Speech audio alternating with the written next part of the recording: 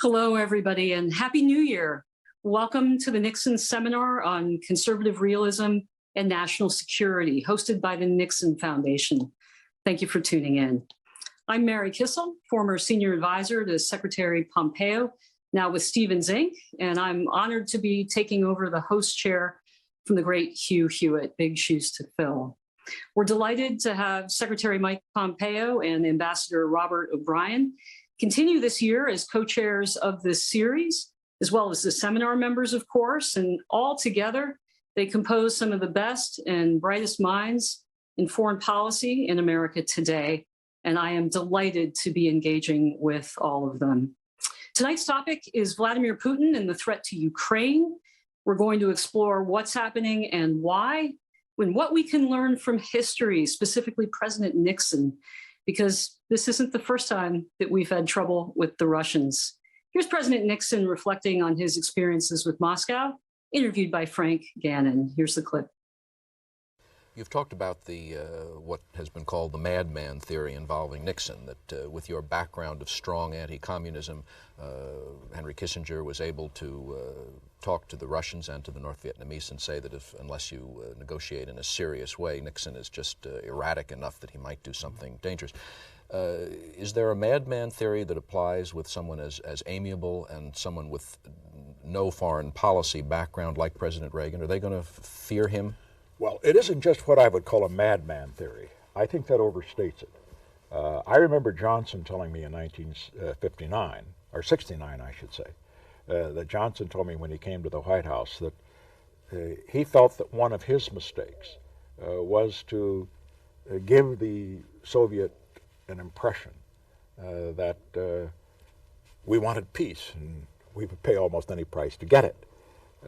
He said one of the advantages that Ike had, he always called him Ike, I never did, but he said one of the advantages that Ike had was that the Russians were afraid of Ike, afraid of him because he had been the great commander in World War II and because of his military background and just because of the kind of man he was, even though Eisenhower was a very amiable, pleasant, grandfatherly type.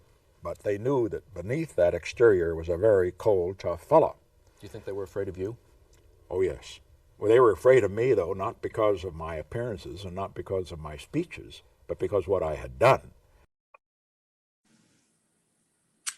So, Mr. Secretary, I'd like to start with you first, because I want to first just lay out this concept for the audience of the madman theory. What is deterrence? Why is it important? President Nixon said they were afraid of me not because of my appearances and not because of my speeches, but because of what I had done. And he went on to say it made him a credible leader. Can you unpack that a little bit from us? Well, Mary, thank you. It's good to be with you all. Happy New Year to everyone. I'll give you two thoughts, one from firsthand experience working for President Trump, and the second from my time running a small business. It's not just in the world of high politics and strategy that negotiations take place and leverage matters, and that your perceived willingness to take risks on behalf of your institution matters. I saw this when I was running two small businesses in Kansas when we were negotiating with big customers, Boeing and Gulfstream and Cessna. They would walk into meetings with a perception of who we were as decision makers and how we thought about things. And it was always good that we were new to this and they didn't really know much about us. I mentioned that in the context of so many engagements, and I'm sure some of the others who served in the Trump administration will have experienced this as well. I was with the president, most days when I was the CI director. I came to know him as well as most anybody and how he thought about the world. And when I met foreign leaders, none of them knew him. Contrast that with President Biden, good or bad. He went on Codels for decades. Every one of these leaders would have spent hours with then Senator Biden talking about things, him sharing his views. It was enormously advantageous to us. Forget madman for a moment. But the fact that this unpredictability, this absence of knowledge, no background normative conditions where they say, I had this conversation with him in private once in 1974. None of these foreign leaders had ever had a background conversation with President Trump on foreign policy in 1974. And that turned out, in my judgment, to help us, whether it was in the Abraham Accords or the work that we did with Russia and China, and certainly with Chairman Kim, the fact that there was tabula rasa to some extent in terms of how his behaviors would unfold. We got to lay down the map. President Nixon referred to it as they knew his actions, the things he had done. We were able to do that in the first instance. We didn't have a lot of historic actions that we had to account for and explain when we were beginning to try and execute the leverage that America had and the strategic advantages that we brought to bear in these negotiations. Ambassador O'Brien, I'd like you to build a little bit on that. Secretary Pompeo then is saying that, that element of surprise is obviously a big part of it, but clearly it's also the character, because you could have someone come into the office that holds the cards close to the chest and has no will to act. So wondering if you can respond to Secretary Pompeo. Sure, and welcome, Mary. You're going to be a terrific moderator, and Happy New Year to all the fellow participants in the seminar, and to Mike and those who are watching on the live stream. It's great to be back for another year of what's really been for me, something, an event I look forward every month to, because it was great to hear from all the other participants. I want to focus on President Putin for just a moment. And the idea that Putin is a madman, or that some madman theory applies to him, or he's a reckless gambler. Mike and I have both met, the Secretary and I have both met Vladimir Putin. We've negotiated with the Russians. And I can tell you both he and his team are very calculating. They're extraordinarily tough negotiators. And they pocket any concession they get, and then they come back and ask for more. And so as you approach these negotiations, and President Nixon, I think, made the point when he was talking about his conversation with LBJ, peace through strength works. But the corollary to that is that weakness is provocative in international relations. And the perception of weakness can be extraordinarily dangerous for a country, and certainly for the United States. And I think we all know that fundamentally the United States is strong. We're the greatest country in the world, and we remain so. But looking at us from abroad, Vladimir Putin saw the catastrophe in Afghanistan. He's watching the unfolding disaster on the southern border. He's seen inflation and gas prices. He's watching a country that was energy independent, exporting energy and dictating the world oil market, to us now begging OPEC to expand production. He's watching China challenge us in Taiwan. And so you take that as the first part of Putin's calculation. The second part is that we gave him two things for free. His number one and number two foreign policy objectives when Secretary Pompeo and I served in the Trump administration were a clean extension of New START. He didn't want to have to give up any of his non-START compliant nuclear weapons or even freeze their production. And he wanted a clean extension, which we were not prepared to give him. We actually negotiated a very good deal where they would stop building additional nuclear weapons or retire weapons to get an extension, a 1-year extension of New START. He got that for nothing, as far as we know. And the Biden administration came in and they just said, we're going to do a clean extension of New START for 5 years. So Russia got its number one foreign policy priority and paid zero for it. Number two, with Nord Stream 2, we had stopped Nord Stream 2 in its tracks. And then Mike and I spent a lot of time working on this, as did others in the administration. I know you were involved, Mary, and others on the call. And we stopped it in Denmark. They had 150 miles more to build. The sanctions were biting, and there was no Nord Stream 2. So that was Putin's second objective. Again, the Biden administration came in and they gave it to him. And I think their theory of the case, I don't know, I wasn't there and haven't talked to him about it, is that if we give Putin what he wants, he'll be more malleable, he'll show goodwill in return. But as we know, the Russians don't do that. They take what's been given, they pocket it, and then they come back for more. And so I don't think that Putin expects to freeze U.S. troops out of NATO allies in Eastern Europe, which is his latest proposal. I don't think he expects to get massive concessions on what kind of weapons platforms we'll put in Eastern Europe with NATO. But I think he's figuring if he makes those sorts of demands and masses troops on the border, then maybe he'll get a concession from the U.S. or from Europe not to accept Ukraine or Georgia into the EU, or not to accept them into NATO. I don't think he wants to go to war. I mean, it'll be a hell of a fight in Ukraine, and the Ukrainians will fight. There's no question about it. And a lot of Russians will go home in body bags. They'll be cut off from the world economic system. That's one good point that the Biden administration conveyed. I think even Germany would have to get on board with that. You won't have Russian oligarchs buying soccer teams in Europe or UK or vacation in Cyprus. Yachts will start getting seized all over the Med. But Ambassador, I just want to bring it again back to the concept. I mean, essentially what you're saying is the madman theory doesn't actually involve a lot of madness. It's simply the appearance of madness. Am I getting that right? Look, I think he's been very, very calculating. And I think the problem that we've got is, although the administration, in some sense, on Ukraine has said the right things, the Russians are believing what they're seeing with their eyes with respect to perceived American weakness, and not listening to what they're hearing.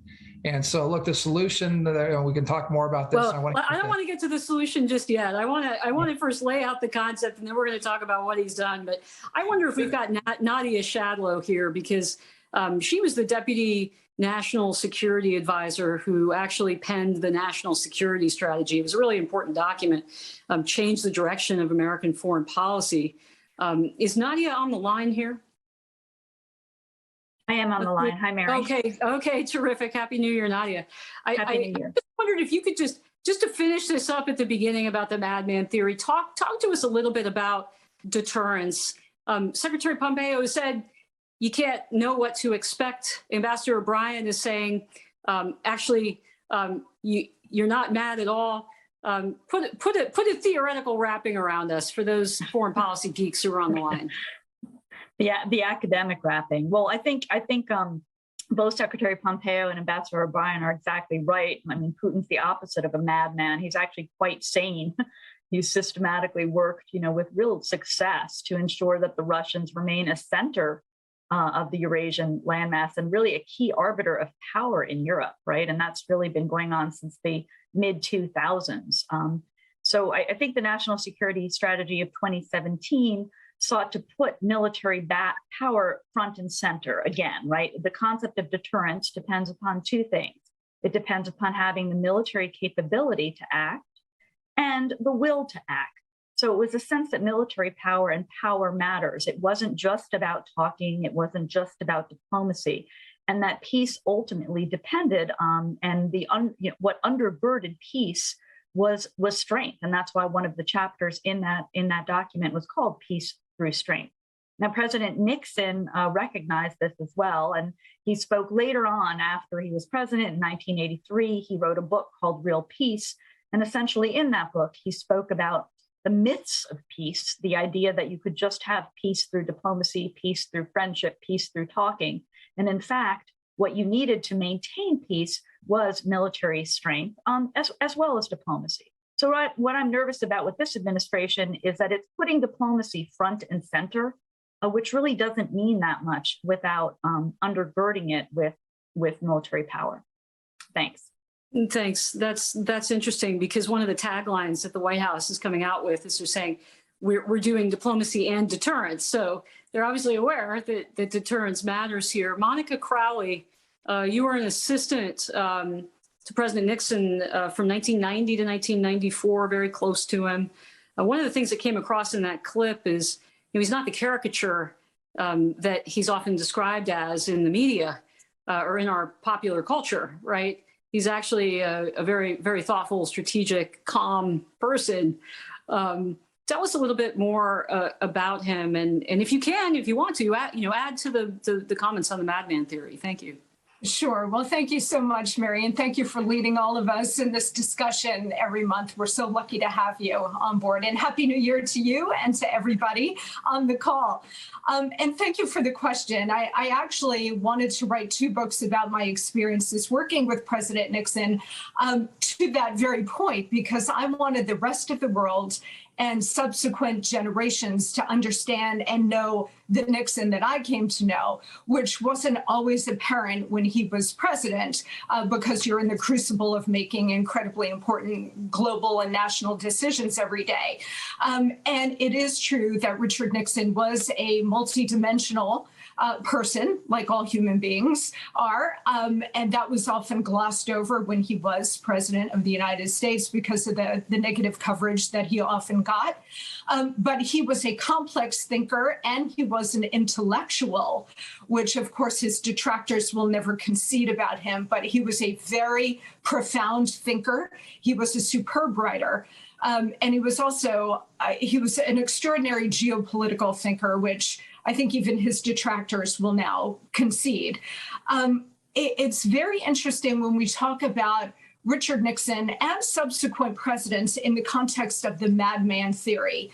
And I heard Secretary Pompeo talking about, or the conversation President Nixon had with Gannon about being erratic. And to your point, Mary, it's not about an American president who is actually erratic. It is about the perception of possibly being erratic. So we want America's enemies to think that the American president is incredibly intelligent, of course, and strong, but might just be crazy enough to take some unpredictable action. But again, it's about the perception, not about the reality. I also think it's incredibly important when we think about contemporary American presidents who have exercised the madman theory really effectively. Richard Nixon, of course, Ronald Reagan, and Donald Trump. So I've been very blessed to have worked for two of the three, President Nixon and President Trump. And I think what's important to keep in mind here is that an effective American president in the context of the madman theory, what's critical is you do not tell your enemies what you will do, and you do not tell them what you won't do. So that is sort of the underpinning of the madman theory, which is basic common sense when you think about it. But we currently have a president who does not operate that way and wears all policies on his sleeve, which tempts malign behavior from America's worst adversaries, of course. And then I think the companion piece to you don't say what you will do, nor do you say what you won't do. The companion piece to that is say what you mean and mean what you say. Mm-hmm. Which we saw with Nixon, Reagan, and of course, Trump. You need a president who understands that American weakness is a provocation, but American strength is the most profound deterrent you can have. And the embodiment of that is a strong and direct commander-in-chief. I want to build on that. Alex Wong, we're lucky to have him on because he's one of the few human beings who has negotiated with the North Koreans, actually in person, as well as has, of course, Secretary Pompeo with his famous trips to Pyongyang. But Alex, I'm gonna give you a go at this. Monica said that President Trump did exercise the madman theory. Was fire and fury that threat? Was that the modern day kind of Nixonian madman approach? Well, I do think, I'll say this, President Trump provided us a lot of running room and a lot of cover because of the 2017 period of quote unquote fire and fury. And he was saying things about utterly destroying North Korea, about having a larger nuclear button than Kim Jong-un, that, to be frank, was shocking to 30 years of North Korean diplomacy, but was very welcome, at least by me and many in the field, who wanted to lay a basis for negotiation where we were on leaning forward, and it was Kim Jong-un on the back heel. For decades, whether it was Kim Jong-un or his father Kim Jong-il, it is the North Koreans who played that card. Now, I don't think the North Koreans are mad. I don't think they're crazy. I don't think their objectives, if you understand the structure of the government, are crazy. But they would play the card of nuclear use, obviously, and their rhetoric was very strong. But to meet someone like President Trump, who's willing to meet that rhetoric, tit for tat, and also just explain the basic strategic situation. We're a superpower, they're not. We have more nuclear weapons than they do. We have missile defenses. We have a much larger conventional military and a much larger economy. And when that's the situation, when that's the strategic landscape, we can enter a negotiation in a way where we can really realize U.S. interests and do it peacefully. But if you're not going to have confidence in your own power, if you're not going to have a realistic assessment of the strategic landscape, you can't have that productive negotiation. So that was a very, that period of 2017, and although it was uncomfortable for many in the international sphere, it was a necessary prelude to have productive talks, or at least talks where we could be clear with the North Koreans that we were not going to give concessions absent major steps on denuclearization. So it just goes back to Nadia Shadlow's comment that deterrence is will plus capacity. And just one more question before we move on to this topic and we dive really deeply into Putin and the current administration. And Secretary Pompeo, I'm going to go back to you as co-chair here. You know, all of the participants have so far talked about U.S. presidents, Nixon, Reagan, Trump. Can't the bad guys exercise deterrence too? Oh, certainly. And they have often done so pretty effectively. I think back to not too long ago when we had one of my predecessors say that if you don't cut a deal with the Iranians, there'll be war. Or if you acknowledge that Jerusalem is the capital, rightful capital of Israel, the Jewish homeland, that there will be war, right? These are long, decades-long efforts and deterrence models to prevent the United States from taking actions that were deeply in their own best interest. I can think of other nations that have done this as well, too. Sometimes how about Khrushchev during the Berlin crisis? Khrushchev, the Soviet Union did this to us for a couple of decades as well. Smaller countries are pretty effective, but as well, I think of Cuba and Venezuela, and even times when the leadership in South Africa, right? There are other places where it's smaller stage, less strategic from the American perspective, but certainly important to them staking out their own sovereignty, their own space, where they use demonstrated resolve, often backed by, if not true military grand power, insurgent strength, the capacity to conduct terror operations around the world, cyber capabilities to do those same kinds of things we're speaking about. Ambassador O'Brien, anything to add here before we move into Putin? No, I think Mike is right, and how we respond to those sorts of efforts at deterrence are critical. I mean, we certainly saw. I remember I'm old enough to remember the Gulf of Sidra, which was the line of death across it, and Colonel Gaddafi made the mistake of sending out a couple of MiGs at one point, and then some other patrol boats at another point to harry one of our carrier groups. It didn't end well for them, and so it's really critical for us to maintain our deterrence, for us to maintain our credibility. We've got to do as we say. We've got to enforce red lines, and we've got to maintain our positions. I remember this in a hostage situation, which whatever happens, I do in my career. ASAP Rocky is going to be on my tombstone, and I remember the Secretary Pompeo sent me over. I was working for him at the time to bring ASAP home, and the Swedes said, "Well, listen, why do you care so much? We're Sweden. It's ASAP Rocky." And I said, "Look, the President of the United States thought he had a deal with your prime minister. He announced that ASAP was coming home. We've got 50 other hostages around the world. We've got people like Austin Tice, and I think Sam Goodwin was a hostage at the time, and others. We need to bring them home. And if Sweden defies the President of the United States and keeps someone home that the President has demanded be returned, we're going to lose credibility around the world." And so we had to play hardball with some good friends, and we got Rocky home that Friday after it was out. Just for the viewers who don't know who ASAP Rocky is, he's a rapper who was detained in Sweden. So in other words, Ambassador O'Brien, you have to play madman, not necessarily just with your enemies, but sometimes with your friends. But the point was, once we staked out our credibility, once the president's credibility, once the secretary's credibility was on the line, there really wasn't an option other than to bring him home. And the funny thing is, I mean, this is ironic. Michael, remember this. A week later, I was in Beirut negotiating with an intelligence chief from an Arab country. And the first thing he said when we sat down is, "Wow, you got a lot of press and you got that guy home from Sweden." And I said, "We did. And now you're going to help me get, and I'll leave out who it was, but you're going to help me get this person home from the country they're in." And so again, it's a bit humorous, but it makes the point that Mike was making is when American credibility is on the line, we have to follow through. For these other smaller countries, they're going to try and do the same thing, but we can't be on the receiving end of it.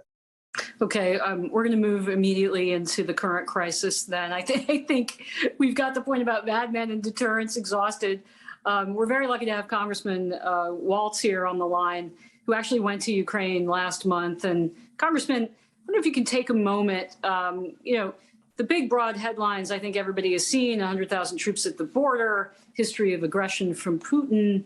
But when you were on the ground, give us just a short description of what you saw and the situation right now. Yeah, sure. Thanks so much, and good to be with you. Happy New Year to everyone. It's important, I think, to state from the get-go, as a bipartisan trip. There were actually more Democrats than Republicans on the trip. Enormous interest from Congress on where this is going, what our policy is, and how we, and again, in a bipartisan basis, can help and help deter the situation. On the ground, we met with a number of folks, including, I'm proud to say, the Florida National Guard, which is on the ground conducting training, our special operators, which are conducting not only training, but some advisory. Of course, the embassy team and the Ukrainians themselves. I'll tell you, across the board, there was a tremendous sense of frustration that obviously there is a lot of trepidation, a lot of concern. Some people, everyday Ukrainians that we spoke with are very scared. But at a policy level, there just did not seem to be the same sense of urgency coming from Washington. In fact, one Ukrainian said to me, we appreciate the president saying he'll take tough action, but saying he'll do so, President Biden saying he'll do so after Russia invades us isn't very helpful. So there was a lot of discussion. Just to stop you there, Congressman, I want to be clear for the audience. Putin invaded Ukraine years ago, and there's fighting and dying happening now. You're right. You're right. And that was the other piece, and particularly when we sat down with the Ukrainian Special Operations Command. They have an entire wall of people that they've lost, and they're fighting and dying every day. But I think when we talk to folks in Kyiv and the prospect of Russian tanks sitting in Maidan Square is really what they were talking about. And the fact that there's a $200 million lethal aid package still sitting on Biden's desk. And, a lot of discussion of that and the pieces and parts to it. But I'll tell you, it's not just the provision of lethal aid, it's doing it now. And it's the types of lethal aid we could provide, particularly air defense systems and particularly shore-to-ship missiles that could help the Ukrainians defend their last remaining port in Odessa. If Putin is able to choke off Odessa, the Ukraine is choked off as a country. And I think the other piece that really stood out to us and came over loud and clear was how our energy policy and the United States' rapid move away from energy independence has emboldened Putin. He is flush with cash, with high oil and gas prices. The dependency that he's creating in Western Europe, or is about to create with Nord Stream 2 coming online, really, as Zelensky has openly said, is an existential threat to their survival. And it's just really inexplicable in many ways. The Ukrainians just can't understand it. They can't wrap their mind around it. And finally, a lot of talk about sanctions, but they made the point loud and clear, and I think they're right, for sanctions to bite and to truly be effective, there has to be a consensus across the European continent. It has to bite in both dollars and euros. And there's a lot of skepticism whether Germany, which will be critical, will really get on board with meaningful action. And for all of those reasons, it was a pretty depressing trip.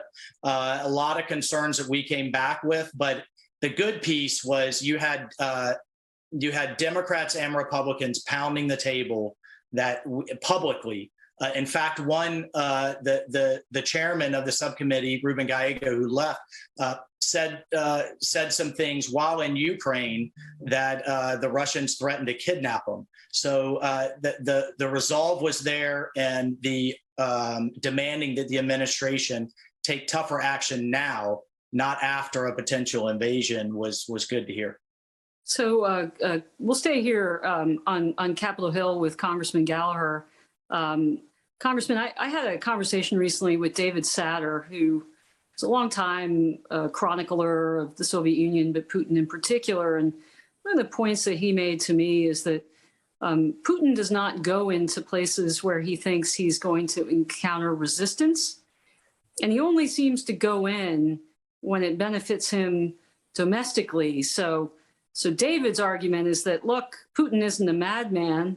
In fact, there's a clear pattern here. It's not the reconstruction of the former Soviet Union at all. And therefore, if you want to deter him, you've got to make it painful for him to fight. Do you agree with that line of thinking, that analysis of Putin? Congressman, I'm putting you on the spot. Well, I certainly believe that the best form of deterrence is by denial, having combat credible forces on the ground capable of preventing your enemy from achieving their objective. When it comes to the broader point about Putin in history, listen, I would say, back in July when Putin published his essay on the historical unity of Russians and Ukrainians, you can criticize that argument for being ahistorical, but clearly it seems like he's trying to manufacture a cause for war. I think the same thing could be said about the 6 key demands that he made of the U.S., none of which are reasonable at all, and none of which the Congress of the United States would allow the president to concede to Putin. And it begs the question in exchange. I'm going to hold you right there, Congressman, because I actually think we've got that clip. Guys, can we put that up? And then we'll go back to the Congressman. He was responding to a question from a Sky News journalist. Наши действия будут зависеть не от хода переговоров, а от безусловного обеспечения безопасности России сегодня и на историческую перспективу. В этой связи мы ясно и четко дали понять, что дальнейшее движение НАТО на восток неприемлемо. Вы должны нам дать гарантии. Вы. И немедленно. Сейчас.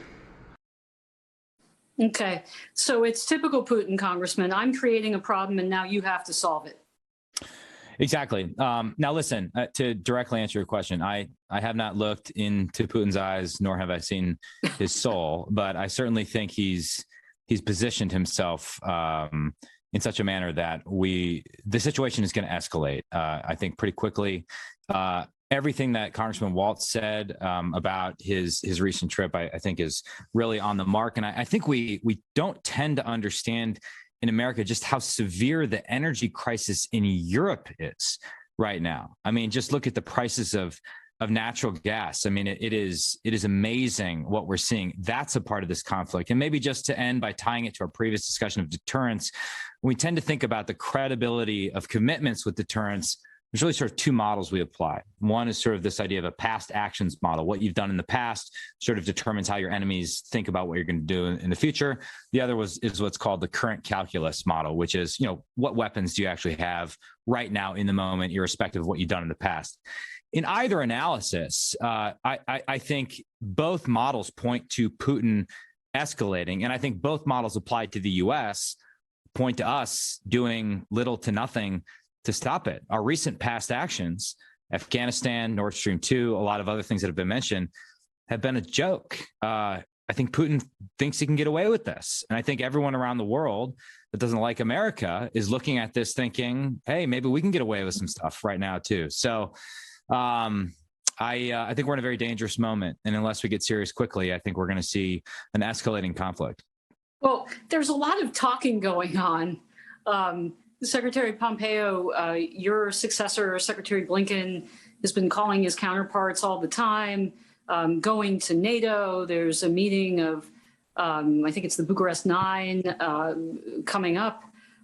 So a lot of talking. But one of the questions that has been raised by this is, hey, NATO works on consensus. Can NATO really come to a consensus, given what, say, Congressman Waltz just pointed out, which is that you've got a Germany that's used to giving Putin the benefit of the doubt? I mean, can NATO really rise here to the challenge, sir? Well, Mary, we often in the United States speak about Europe as a singular entity, but anyone who spends any time working with the Europeans realizes that nothing could be further from the truth. If you speak to an Estonian, a Latvian, or a Lithuanian, you're going to get a very different view than you would get from a German or a Frenchman, and yet again from a Pole or someone in Romania or the Czech Republic. This is to your point about consensus. They have a governance model that, for the life of me, I could find the line chart and see how it worked objectively and legally. But if you ask me how it worked, I would argue that oftentimes it was dysfunctional, certainly when carrying out important national security matters where, if they call it climate change, it goes to Brussels. If you call it, it's very difficult. And you see Europeans leaders struggling. You also see they have governing blocs, mostly parliamentary system governing blocs that present an internal set of conflicts for them as well. So I think it will be absent a really bold move by Putin. I think if he does something, I say really bold, if he does something that looks more like even the capture of Crimea, which from our perspective is pretty bold, a fifth of Ukraine now brought back into the Russian ambit. If he does something that is short of that, to find a bold consensus from either NATO or more broadly from the EU will prove vexingly difficult. This is diplomatic as I own, Mary. That's pretty diplomatic, Mr. Secretary. I mean, I think it's also important to point out that Putin has taken territory under Republican and Democratic presidents. I mean, he took large hunks of Georgia at the end of the George W. Bush administration. He went into Syria and Ukraine under President Obama. Ambassador O'Brien, so the Secretary sort of answered my question about, can NATO really be used to deter Putin here, given that it works on consensus? Do you have confidence that we could rely on NATO deterrence? Or is it really kind of on the United States and our stronger partners and allies? As the Secretary said, we can't really think of Europe as a whole. Yeah, I think it's a partners and allies issue. I don't think we're going to get, unless there's an incursion by Russian troops across the Ukrainian border. I don't see the EU or NATO coming to consensus. The Russians have friends in both places, including the Greeks and others, that would probably make consensus very difficult. And those are both consensus-driven organizations. On the other hand, if there's an incursion across a land border, I think even NATO and the EU would have trouble not. The economic sanctions would come from the EU and some sort of, if not a military response in Ukraine, a strengthening of the NATO position, a more forward position of NATO troops into the east would be in order. I think what we're going to have to do, for the most part, though, Mary, is we're going to have to work with the Brits and the French and the Poles and the Germans to the extent we can bring them along. And I was encouraged. I saw President Macron made some pretty strong statements. I think he was bidding for leadership of the free world again by saying he might send French troops to Ukraine. I don't know if he'd actually do that, but it was impressive. It was Napoleonic of him, and so that was great to see. And I think the UK and the Poles would and the Balts would be equally enraged if there was even a little green man attack on Ukraine. But I think we're going to have to work with our close partners and probably not with the multilateral organizations if we're going to really punish or deter the Russians. Well, I want to bring in Christian Whitten, who I think has an interesting point of view. Christian, Ambassador O'Brien is, essentially said here, okay, well, forget the multilats. It's going to be up to the democracies. But is it up to us to deter Putin? What say you? I guess if anyone's going to, then it would have to be us. It's interesting to me that the people who should be most concerned about this, the Poles, the Germans, don't seem to be particularly exercised about this. And even the Ukrainians. I guess I look at this very differently. I know I hear a lot of good reasons or tactics on how you might stand up to Putin. But what I'm not hearing is anything about U.S. interests in Ukraine. Ukraine's integrity, I don't care about Ukraine's integrity like a lot of Americans. Access to Odessa, that's not really, driving my interest right now. If you go around and ask a lot of people, I'm here in Colorado and Northwest Colorado, I think you get people who have a gut revulsion to China, into Iran. They know Iran essentially has been at war with us from 1979, but the sort of, there's a skepticism toward Russia. Absent Biden or others really explaining what U.S. interests are and sort of the abstract, well, we got to push back. And so absent that, we're talking about, well, why can't Ukraine stand up to Russia? They have a pretty big military. Isn't it like 300,000? What does Putin have, 110,000 people on the border? I just approach this very differently. It's no longer the unipolar 1990s. We're in a real fight with China. very serious, and we're not prepared to have that fight. You know, when Biden pulled us out of Iraq, you know, if you want to mess something up, you put Joe Biden in charge of it. He was in charge of keeping us in Iraq and getting an extension on the sofa there, messed that up. But the argument was we're going to pivot to Asia. Same with Afghanistan. When we lost there, it's like, oh, but you know, one of the silver linings is we can now pivot to Asia. There seems to be nothing like that. Very little, a couple billion in a fund in the NDAA about plussing up in Asia, but it seems like as every year goes by, we have fewer ships in the Pacific, a smaller Air Force, atrophied nuclear systems. And, you know, amidst this, we're talking about starting World War III with Russia over Ukraine because of a small part. And incidentally, I don't think Putin's going to move in. So if you're making the case that we need to deter Russia, and I think you're right, the Germans aren't going to do it. The Germans want to buy more gas from them. They're absolutely A-okay with that. They just shut down a bunch more nuclear reactors. They're going to be more dependent on Russia. The French and the Brits have said things, even implying they might send a couple hundred forces out there. Incidentally, Russia has about 3 million people, if you look at the expanded version of its military that it can have at its expanded disposal. But I would dial it back to an explanation to the American people of what's really important here, because absent that, this frankly sounds like another sideshow war. Yeah, well, I've got the best person here to talk about just pure interests, Kim Reed, who sat on top of a financial institution. I'm in a financial institution. There's a lot of talk about interests. So Kim, you know, let's address some of the things that Christian just said here. The Ukrainians have been fighting and dying the Russians now for years. They're perfectly willing to fight. We're giving them weapons. Putin isn't necessarily threatening us, although, of course, he does have a pretty major nuclear weapons capability that he points at us. So kind of important to point that one out. But Kim, you know, in your opinion, should we be deterring Putin? Is that really our job?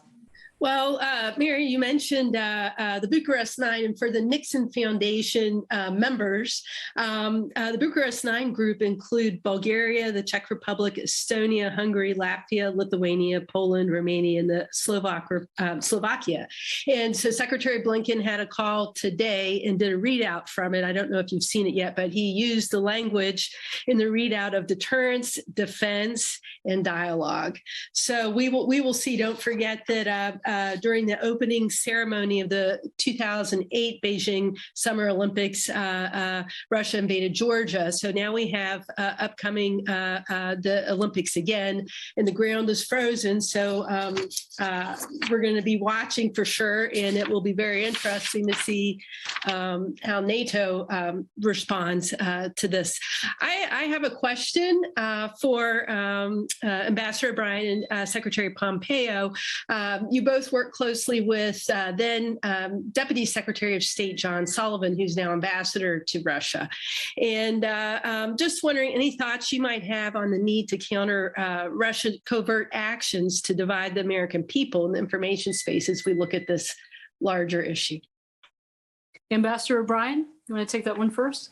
Sure. Look, one of the things that Mike and I spoke a lot about, the president spoke a lot about it, is the Chinese and the Russians have taken total advantage of their free access to our social media platforms, to our open immigration laws, to placing so-called journalists all over the country that the Department of State under Secretary Pompeo finally started to change towards the end of the administration. So there's a massive asymmetric fight going on between us and the Russians, but more importantly, the Chinese, going to Christian's point, and they're taking advantage of the internet and our open borders and our willingness to grant long-term visas to their folks when they don't give them to us to sow dissent in America. And we've got to stop it. We've got to send home the Chinese communist and PLAN officers that are studying in our universities. We need to get rid of the spies. We need to deal with their journalists as they deal with ours and give them short-term visas and have the same number of Chinese journalists that are here that they allow into China. And we've got to stop the we've got to close the door a little bit. It's always going to be ajar in a democracy, but we've got to close the door a little bit to the disinformation and the active operations, influence operations that Russia and China both undertake in the U.S. So do you agree? Wait, do you agree with Christian then that it's really not our issue to deter Putin? No, my point is that the Chinese are, I do agree with Christian, the Chinese are the existential threat to the United States. I mean, Russia is certainly a threat, but look, I think Ukraine and Taiwan go hand in hand. And I think if you see Putin take action on Ukraine, it's going to be watched very carefully in Beijing, and they may even use the opportunity at the same time to take action against Taiwan. So, they both need to be deterred. And one way you deter them both by taking appropriate action in Eastern Europe, but you also do it in the Pacific. If we would open embassies in some of the Pacific Island states, if we'd finish the COFA, the Compact of Free Association, if we get the Coast Guard ships that we were trying to move into the South Pacific, if we take some of the troops that came out of Afghanistan and put them in Palau and Nauru and places like that that want them, put them in Robertson Barracks in Australia. Not only does that send a message to the Chinese that the free pass of them ranging around the Indo-Pacific region is over, but it sends a message to the Russians as well that America's back. So I think you have to deal with both of them as a whole. Secretary Pompeo, agree or disagree here with Christian? Look, I don't think it's binary in that sense. I remember where we're now just a bit past the second anniversary of the strike the United States took, where we took out General Soleimani and Mohandas. It mattered to the Iranians. They took a deep breath. They struck back. They fired some missiles into Iraq and hurt some Americans. But the whole world noticed that, not just the Iranians. The Gulf states noticed that. In the region, Chairman Kim noticed this. I promise you, Xi Jinping and Vladimir Putin were observing this. Right, there is something to this idea that says it's not unitary. If you allow Putin to walk over you in Russia, it's not the domino theory. It's not like, oh, the whole world falls apart, but it does suggest what an administration or the West is prepared to do to defend the things that matter to them. Even more specifically, right. Another example that's related. The whole world saw Russian cyber activity in the Southeast United States shut down American capacity to move gasoline across our country.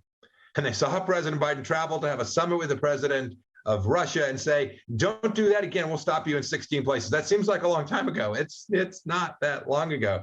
I promise you the whole world saw that kind of behavior and could see that there are places that are going to be free to move about the cabin in ways that they are not with an administration that's prepared to unite allies and provide allies the capacity and the backing they need to protect the things that matter to all of us. Nixon talked about this demonstration effect too on the actions that he took in Vietnam and elsewhere when he was negotiating with the Soviets. Alex Gray, just wanted you to jump in here. I know you had things to add to this discussion. Is it our issue to deter? Please contribute. Yeah, thanks, Mary. I think, as the Secretary said, there is a valuable demonstration effect. It may not be a domino theory, but we've seen historically every time an adversary is allowed to have its way unimpeded in the international system, there is a demonstration effect, and it does have follow-on impacts across that system. We saw it in the 1930s, we saw it in the 1970s, we saw it with the Soviet invasion of Afghanistan, we saw it in the Iran hostage crisis. These things build upon themselves. And so I take Christian's point that there's very little American appetite for an actual conventional response, a military response. That doesn't mean there aren't things we can do. And so things like extending major non-NATO ally status to Ukraine, things like, building on what we've already been doing with the Trump administration, with Secretary Pompeo and Ambassador O'Brien led, putting additional U.S. troops in Eastern Europe and building that capacity in the region to serve as a deterrent already in the region. I mean, those are the types of things that we should be thinking creatively about, as well as what the ambassador said, actually demonstrating through our capacity in the Indo-Pacific that we're going to be a deterrent to the Chinese. There's a lot we can do in Ukraine short of actual military response. And if we do it early, if we take the opportunity, unlike in the Obama era, where we waited for years to give the Javelin defensive missiles to the Ukrainians, if we act decisively and we act early, the deterrence effect will actually have some value. That's such an interesting point, that deterrence, we always think about it in a military sense, but actually there's so many ways to deter. We've got a lot of foreign policy experts who are really deeply in the bowels of Capitol Hill, who can see all of these various things that the U.S. government can do. Well, let's see if John Noonan. Yes, go ahead, Al. I thought I might jump in just to add to this. You know, on Christian's points, and Christian, I hear you, but you know, a couple of factual points. I think I disagree with you on whether the Poles and the Ukrainians themselves are, you know, worked up about this or concerned or making their own military preparations and urging of greater sanctions. I think the Poles and the Ukrainians are actually quite active diplomatically and militarily on that. So we could investigate the facts on that. But beyond that, you know, I do think this is about the United States in large part. And I think that's evidenced by the fact that the Russians only want to negotiate with the United States after they've done this buildup. They are excluding the Europeans, and they want to negotiate directly with the president. And if you look at their statements, of their red lines, of the request of what the president has to agree to, it's not just about Ukraine. It's about NATO. It's about other countries. It's about a US-led security order in Western Europe and really beyond. Now, we can debate whether that US-led security order is what we should continue into the 21st century, and I think it served us pretty well in the 20th. But that's about us, and that's about the decision we have to make for the United States people, you know, together in this democracy, whether we want that to continue, because that is what Putin is taking aim at, in my view, with this buildup. Boy, this is a depressing conversation. So what have we talked about? We've talked about the madman theory, what is deterrence, the strategy of Putin, the fact he's a very rational actor here, that we can't seem to rely on multilateral institutions, and that there's a question now of whether or not it is the United States' responsibility to lead the response, and if so, how? Let's talk a little bit about the Biden response. Congressman Gallagher, you're up on the Hill. You're seeing the ins and outs of this. You know, what has the administration done, and what should they be doing? They'll claim to have sorted out certain logistical problems with the provision of aid, military and otherwise, to the Ukrainians. You know, we're still investigating the details of that on the Armed Services Committee. There were a lot of mistakes made. There is more that we can yet do in terms of anti-tank weapons and some other weapons.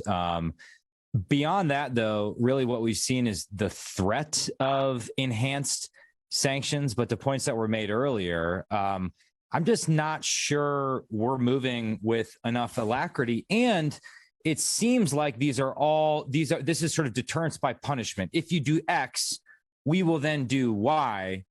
After Putin has already accomplished what he wants to accomplish in Ukraine, I doubt sort of sanctions after the fact are going to do anything at all. And we should be putting in place a variety of measures right now in terms of financial and economic warfare designed to dissuade Putin, if indeed that is possible. One comment I'd like to make, and I really appreciate Christian making a provocative point, and he always does it very smartly and forces me to revise my own priors. I think if we consider this as unconnected to other crises and regions around the world, Christian has a better point. However, if we believe, as I think I do, that how America and our allies perform in Ukraine also reverberates into other crises, and I'm thinking mostly of Taiwan, then I think it's harder to make the case that we have no interests in Ukraine. I certainly would allow him to push back on that, or would welcome his thoughts. I know we have limited time, however. Yeah, we just got a couple minutes. Christian, you want to? Well, I guess quickly, the argument would be that Xi Jinping actually going into a party Congress, which is more important than the Olympics. Does he really care about what's going on in Ukraine? And incidentally, if we antagonize Russia further, and of course, there, takes two to tango. Russians doing plenty of this, pushing Russia towards China, bad, already happening.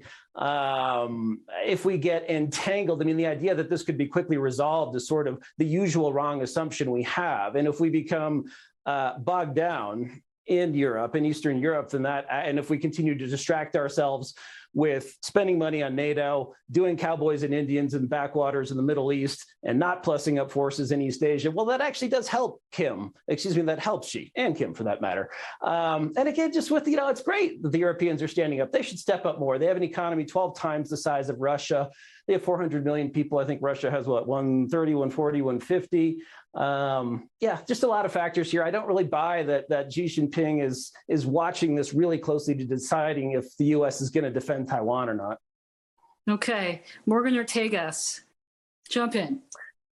Thanks, Mary. I think what I really like about Christian's points is that I think that too often we get in our foreign policy bubble, the foreign policy elite, whatever that means, and we stop thinking about how we explain things to the American people and why it matters. It's one of the reasons why I do so many Fox hits talking about these things, because I think it's important.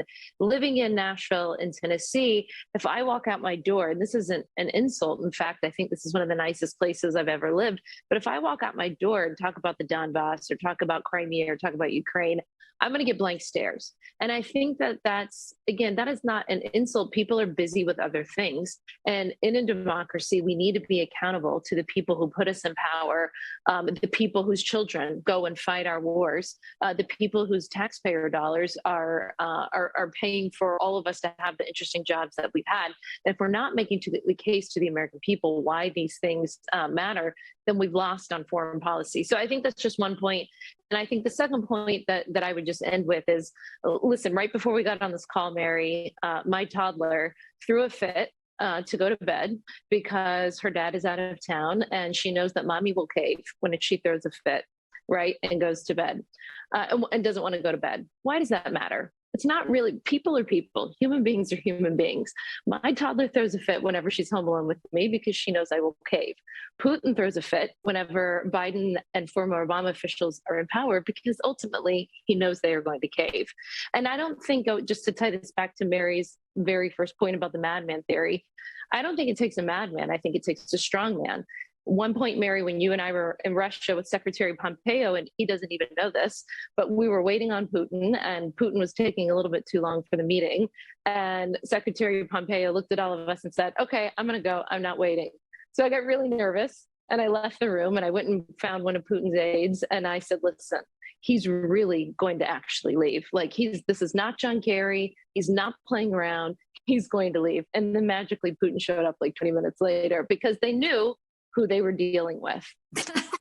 Great story, Morgan. True.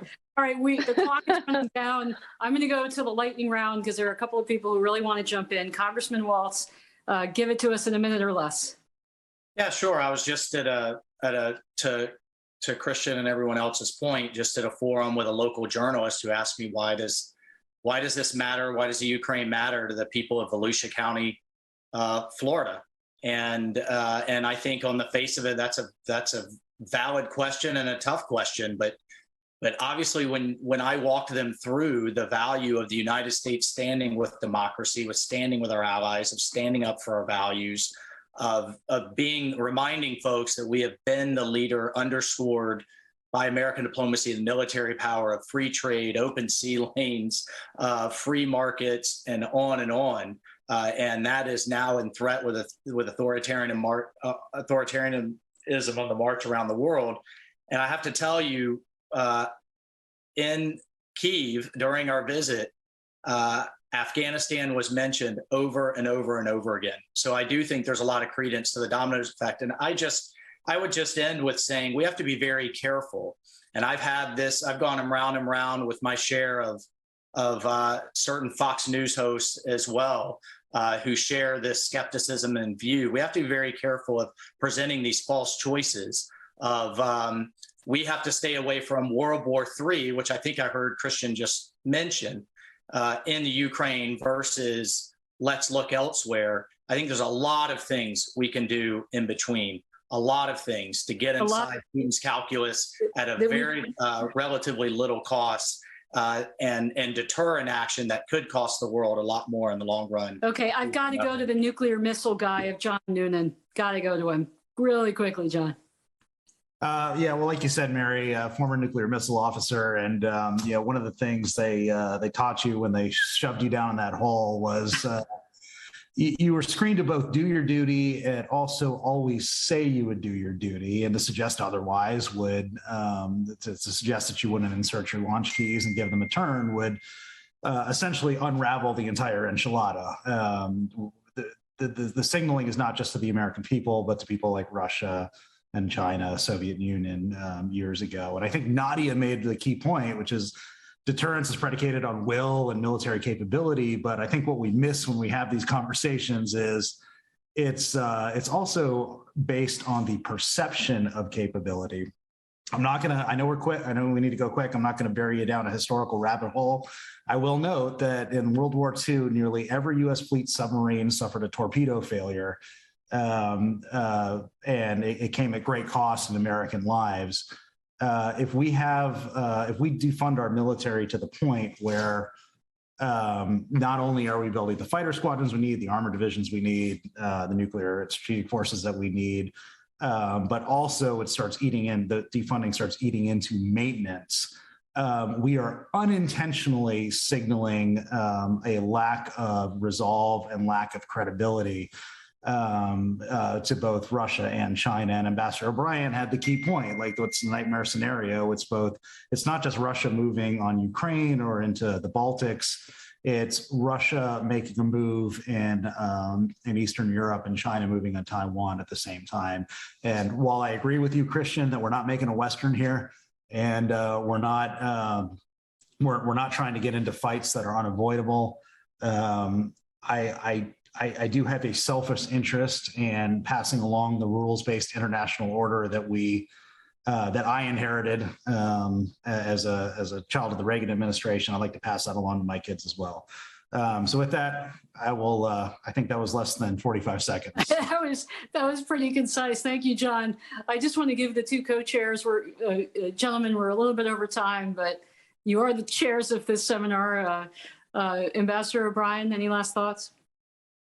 Well, peace or strength works. Perception of weakness is dangerous. We need to keep that in mind. And the line of the night, I think, was from Morgan saying that Mike Pompeo is no John Kerry. So I think we can all agree on that comment from Morgan. So again, Happy New Year. Looking forward to next week, and great inaugural session as the moderator. Mary, thank you. Very, very good. Secretary Pompeo, final thought? What better way to end than that? And I would have walked out. I believe you, sir. Okay, well, I just want to thank everybody for participating in tonight's session. And while we always enjoy these discussions amongst ourselves, I just want to reiterate that every single person on the screen here is up engaging in public. You've seen many of them, Morgan, the Secretary, others on television, but they're also on social media and Twitter. We're going to put their Twitter handles up right now. I know that they would love to hear from you if you have interesting and respectful questions for them. And that's it for tonight's Nixon Seminar on Conservative Realism and National Security. I'm Mary Kissel. Thanks for tuning in.